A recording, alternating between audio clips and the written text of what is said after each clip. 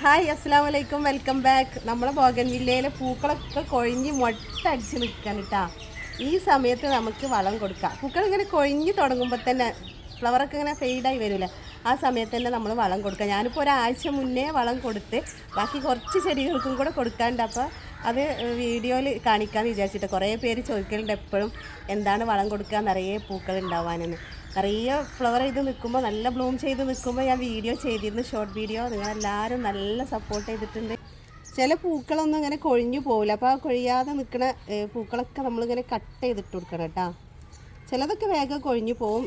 ഈ ചെടിയിൽ പൂക്കളൊന്നും കൊഴിഞ്ഞു പോകില്ല. അപ്പോൾ ഈ ഫ്ലവർ ഇങ്ങനെ ഫെയ്ഡായി തുടങ്ങുമ്പോൾ തന്നെ അതൊക്കെ കട്ട് ചെയ്തിട്ട് നമ്മൾ വെള്ളം കൊടുത്താൽ അടിപൊളിയായിട്ട് ഫ്ലവർ ഉണ്ടാകും. ഇതുപോലൊരു കട്ടർ വെച്ചിട്ടോ കൈ വെച്ചിട്ടോ ഫെയ്ഡായി നിൽക്കുന്ന ഫ്ലവറൊക്കെ നമുക്ക് നുള്ളി കളയാം. കുറച്ച് പണിയാണ് കേട്ടോ. ഞാൻ ഒറ്റ ദിവസം കൊണ്ട് ചെയ്യലില്ല.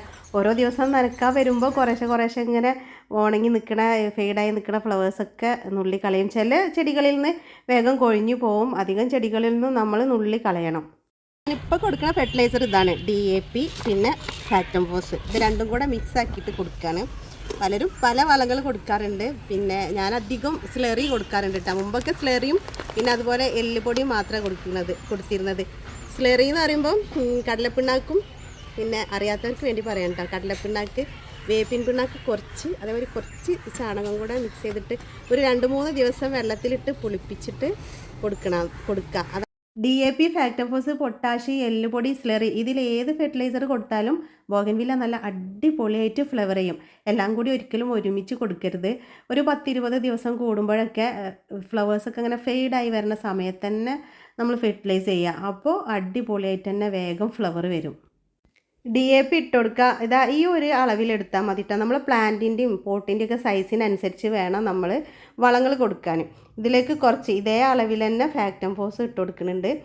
വളങ്ങൾ വാങ്ങുമ്പോൾ എപ്പോഴും നല്ല ക്വാളിറ്റി ഉള്ള വളങ്ങൾ തന്നെ വാങ്ങാൻ നോക്കുക. ഓൺലൈനിലൊക്കെ വാങ്ങിക്കാൻ കിട്ടും കേട്ടോ. നമ്മൾ കടയിലൊക്കെ പോയി വാങ്ങി വരുമ്പോൾ ചിലപ്പം ആ സമയത്ത് തന്നെ ഇട്ട് കൊടുക്കാൻ പറ്റിയെന്ന് വരില്ല. അപ്പോൾ ഓൺലൈനിലോ കടയിലിനോ എവിടെ വേണമെങ്കിലും DAPയും ഫാക്ടംഫോസും എല്ലാ ഫെർട്ടിലൈസറും വാങ്ങിക്കാൻ കിട്ടും. ഇനി ഈ പോട്ടിൻ്റെ സൈഡിലായിട്ട് വേണം ഇട്ട് കൊടുക്കാൻ കേട്ടോ. പോട്ടൊന്ന് ഇളക്കി കൊടുക്കുക. മണ്ണും അതിൽ കളകൾ ഉണ്ടെങ്കിൽ, ഈ സമയത്ത് അധികം കളകളൊന്നും ഉണ്ടാവില്ല. നമ്മളെപ്പോഴും വളങ്ങളൊക്കെ കൊടുക്കുന്നത് കാരണം കളകളൊന്നും ഉണ്ടാവില്ല. അത് മണ്ണൊക്കെ നന്നായിട്ടൊന്ന് ഇളക്കി കൊടുത്തിട്ട് പോട്ടിൻ്റെ സൈഡിലായിട്ട് ഇങ്ങനെ ഇട്ട് കൊടുക്കാം. നമ്മൾ എത്ര ഫെർട്ടിലൈസർ ചെയ്തിട്ടൊന്നും കാര്യമില്ല. ബോഗൻവില്ലയ്ക്ക് നല്ലോണം ചൂടാണ് ആവശ്യം. നല്ല ചൂട് ഇഷ്ടപ്പെടുന്ന ചെടിയാണ് ബോഗൻവില്ല. ചൂട് നല്ലോണം കിട്ടിയാലേ ബോഗൻവില്ല നന്നായിട്ട് പൂക്കുള്ളൂ. അപ്പോൾ നല്ലോണം വെയിൽ കിട്ടണ ഭാഗത്ത്, എത്രത്തോളം വെയിൽ കിട്ടണുണ്ടോ അത്രയും വെയിൽ കിട്ടണ ഭാഗത്ത് തന്നെ ബോഗൻവില്ല ചെടികൾ വെക്കണം. പിന്നെ ഈ ഫെർട്ടിലൈസർ എന്ന് പറയുമ്പം ഈ കോഴിക്കാഷ്ടൊക്കെ ഉള്ള വീടുകളാണെങ്കിൽ അതൊക്കെ കിട്ടാനുണ്ടെങ്കിൽ അതൊക്കെ നല്ല ചൂടുള്ളതാണ്. അപ്പോൾ അതൊക്കെ ഇട്ട് കൊടുത്താലും നന്നായിട്ട് ഫ്ലവർ ചെയ്യും. വളം കൊടുത്തു കഴിഞ്ഞാൽ ചെടികൾ നന്നായിട്ട് നനച്ചു കൊടുക്കുക. വൈകുന്നേരമാണ് ഞാൻ ചെടികൾ നനയ്ക്കലും വളം കൊടുക്കുകയൊക്കെ ചെയ്യൽ.